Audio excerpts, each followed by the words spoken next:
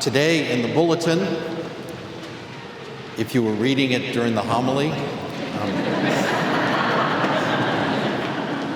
you noticed that I was announcing that Peggy Baker, who has been the first docent here at the cathedral and who has worked for us for 30 plus years, is going to be retiring.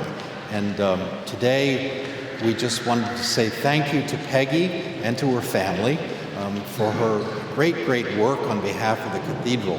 It's not an easy thing to be at the desk and to deal with all of the various questions that visitors may have and their various needs, and she's done it beautifully for over 30 years. When I came here as rector, going on 11 years ago, she said to me very clearly, she said, "If you do anything I don't like, I'm going to tell your mother." So I've always been afraid of Peggy. But she's been nothing but a delight to be with and to have here, and she loves this cathedral greatly.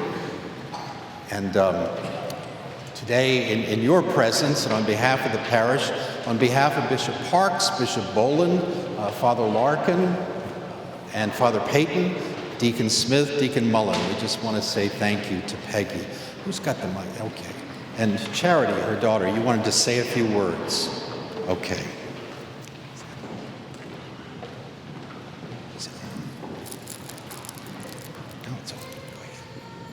Good morning. I'm Charity Baker, and I just wanted to say a few words on behalf of our family. It was the fall after I graduated from St. Vincent's that after having raised 4 girls, Mom and Daddy found themselves wondering what was Mama going to do next. She and Daddy had been longtime members of Blessed Sacrament Church and had moved to the cathedral following their longtime priest, confidant and friend, the late Monsignor O'Neill. The need for a part-time docent was maybe needed, but Daddy and Brother Robert thought, well, she knows the church and she likes to talk.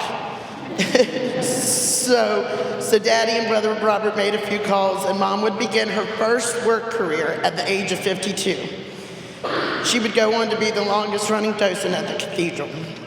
She was a big part of the renovation done to the cathedral, and even though the church would be closed, you could find her in her special pink construction hat on site, telling people what to do, letting people in and out who could and who couldn't, and she would still educate the tourists when they would come by.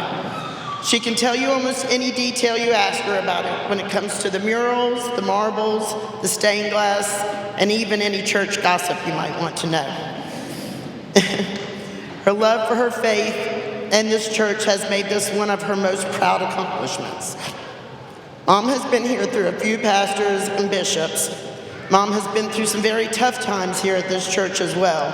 On October 7, 2003, Stuart Smith would come into this very church with the intentions to burn the church down.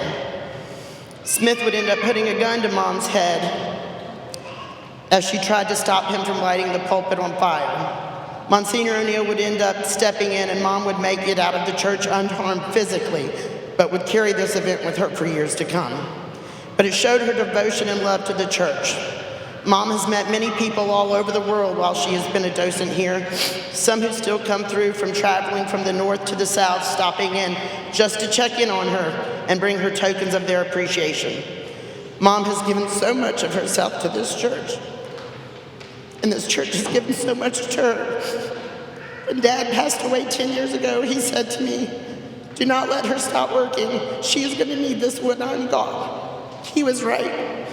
Thank you to all who helped Mom get through the loss of Daddy. I think Daddy's love of this church always made us feel closer to him. Mom and Daddy would be so proud of you for continuing to work for 10 whole years after he was gone. I know Mom is going to miss this, and I know y'all will miss her. So everyone help me give the church lady one more, well, isn't that special?